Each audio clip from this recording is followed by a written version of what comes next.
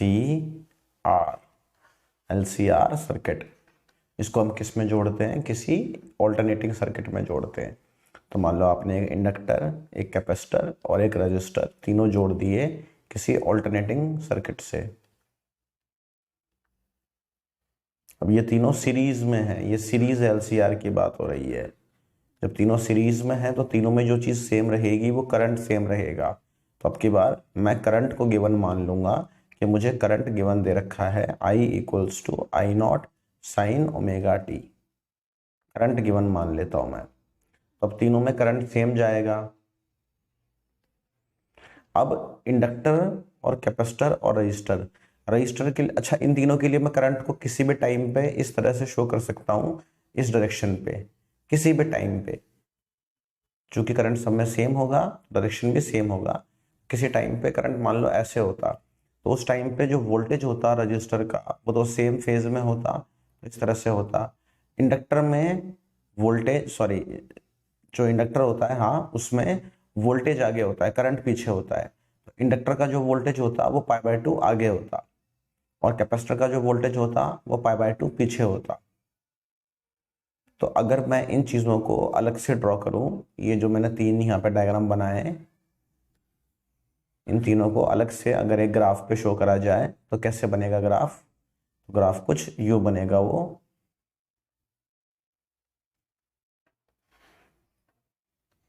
कि आप इसमें इस डायरेक्शन में एक डायरेक्शन यहाँ पे, इसमें आप बना लो करंट को, ये आपका करंट का डायरेक्शन हो गया, और इसी डायरेक्शन में आपका रजिस्टर का वोल्टेज भी होगा, और अपवर्ड डायरेक्शन में वोल्टेज होगा इंडक्टर का, और डाउनवर्ड डायरेक्शन में वोल्टेज होगा कैपेसिटर का। हम अज्यूम कर लेते हैं कि इंडक्टर का वोल्टेज ज़्यादा है कैपेसिटर के वोल्टेज से, तो क्या होगा, वोल्टेज इंडक्टर और वोल्टेज कैपेसिटर ये दोनों अपोजिट है, तो ये आपस में कैंसिल आउट हो जाएंगे। तो इन दोनों का जो रिजल्टेंट आएगा वो आएगा VL - VC, इस तरह से इनका रिजल्टेंट आएगा।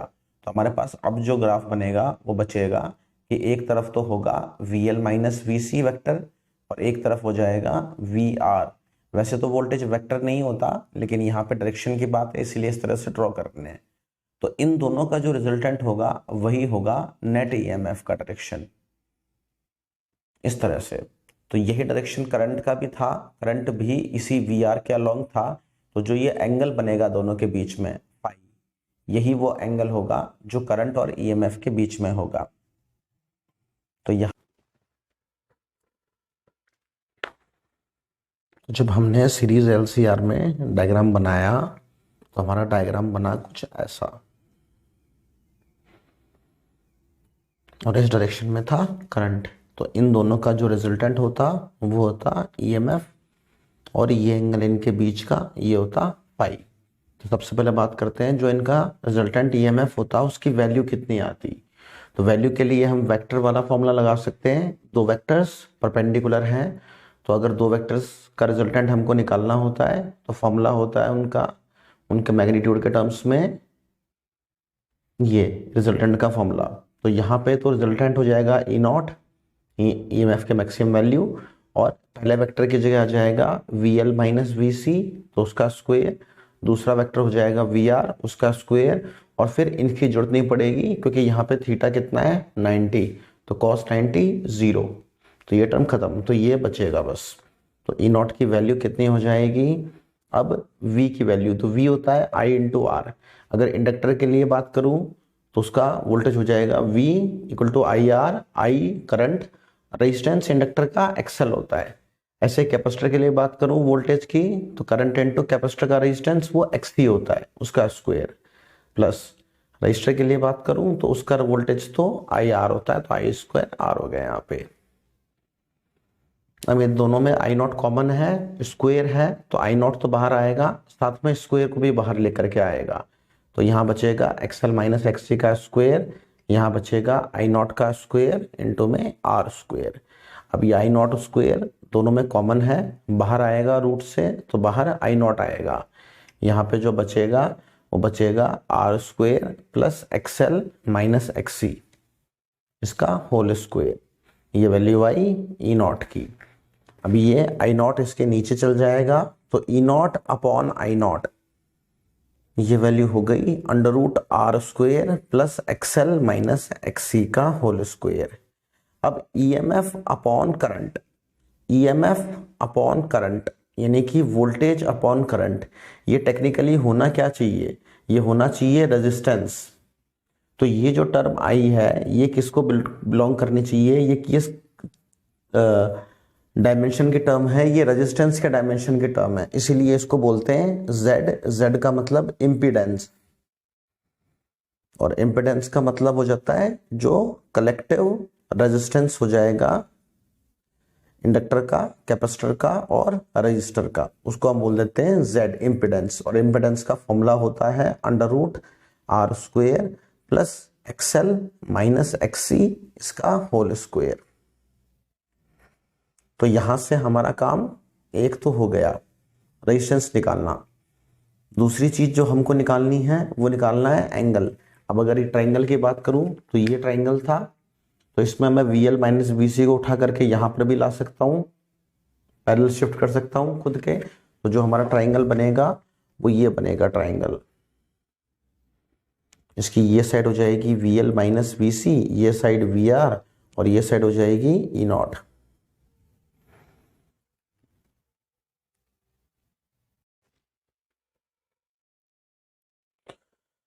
तो ई नॉट की वैल्यू होती आई नॉट इंटू जेड, VR इसकी वैल्यू होती आई नॉट इंटू में R, और VL माइनस BC इसकी वैल्यू होती आई नॉट XL माइनस XC।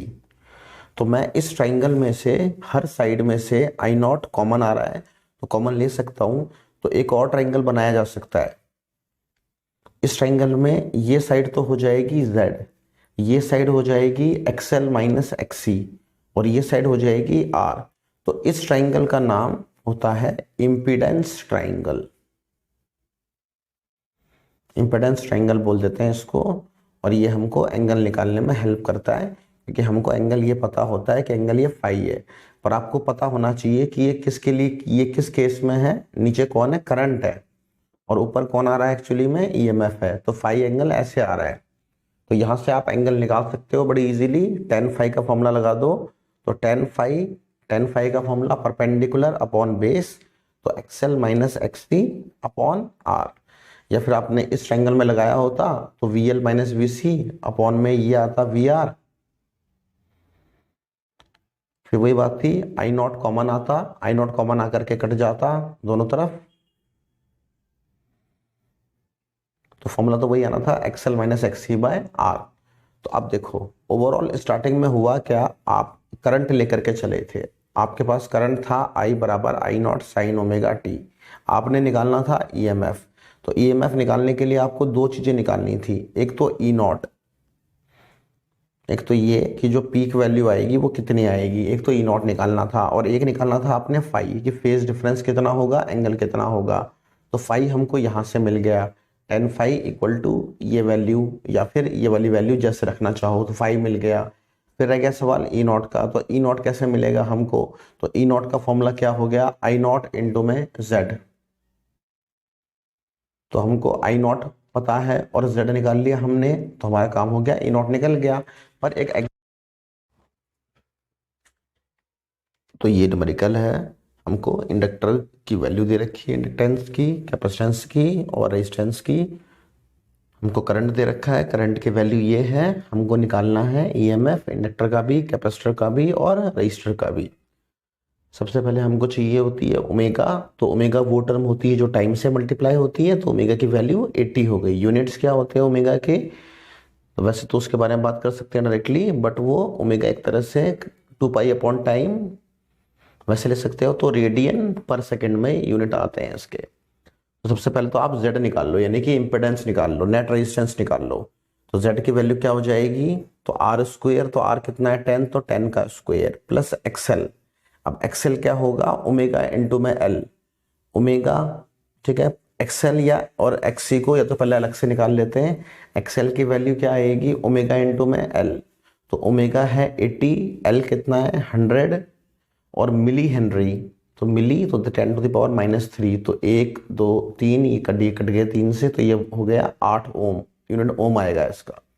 फिर एक्स सी ये हो जाएगा 1/ओमेगा सी, तो ओमेगा ये तो है 80 और सी है 10 माइक्रोफेरेड, तो -6 वो ऊपर जाएगा तो प्लस का 6 हो जाएगा, तो यहाँ पे ये 2 0 कट जाएंगे तो 10⁴/8, तो एक्सी की वैल्यू हो जाएगी 10⁴/8, तो 4 से ये उड़ जाएगा 25 और ये उड़ जाएगा 100 से 50, तो 25 × 50 1250, तो एक्सी की वैल्यू हो जाएगी 1250 ओम, ये आना चाहिए। हाँ, तो एक्सएल हो गया 8 और ये हो गया 1250 इसका स्क्वायर। तो यहाँ से अब हम z की वैल्यू निकाल लेंगे। वैल्यूज मैंने खुद से ली है इसलिए आंसर थोड़ा गंदा आ रहा है, बट उससे फर्क नहीं पड़ रहा, बात तरीके की है, बात वैल्यूज की नहीं है। तो यहाँ पे प्लस का है या माइनस का है उससे कोई फर्क नहीं पड़ रहा, आप उसका स्क्वायर कर लो, ये बहुत बड़ी वैल्यू है, तो जो आंसर आएगा लगभग लगभग वो इसके बराबर ही आएगा।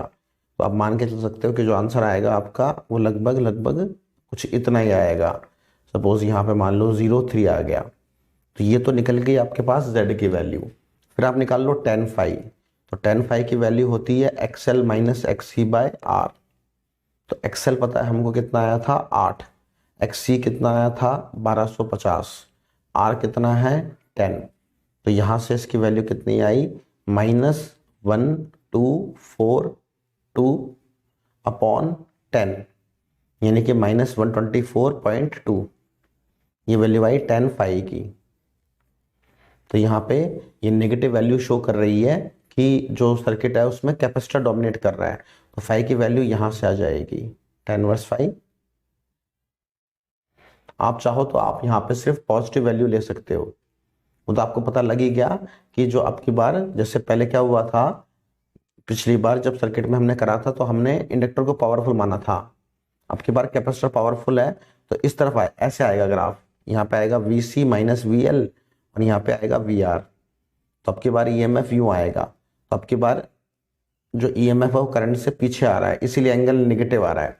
तो आपको तो जो वैल्यू लेनी है आप सिर्फ प्लस की वैल्यू ले लो, आप सिर्फ फाई को एक्यूट एंगल में ले लो और यहां से निकाल लो। बस अब आपको EMF निकालना था, तो EMF निकालने के लिए एक तो आपको चाहिए था E0। E0 कैसे मिल गया आपको? E0 आपको मिल जाएगा I0 इंटू में Z से। I0 कितना है? तो हमको करंट दे ही रखा है, ये रहा 50 sin ओमेगा t, तो 50 है तो I0 कितना हो गया 50। Z कितना आया अपना 1242 के आसपास, तो यहां से आपको E0 मिल गया, तो EMF में E0 मिल गया, E = E0 ये मिल गया साइन ओमेगा टी, ओमेगा कितना था 80t, और यहाँ पे पाई माइनस का आया है तो यहाँ पे -tan इनवर्स, जो ये वैल्यू आई थी 124.2, इसको आप यहाँ पे रख दो, तो ये आपका आंसर हो गया EMF का। तो करंट दे रखा हो तो EMF निकाल सकते हैं और EMF दे रखा हो तो करंट निकाल सकते हैं।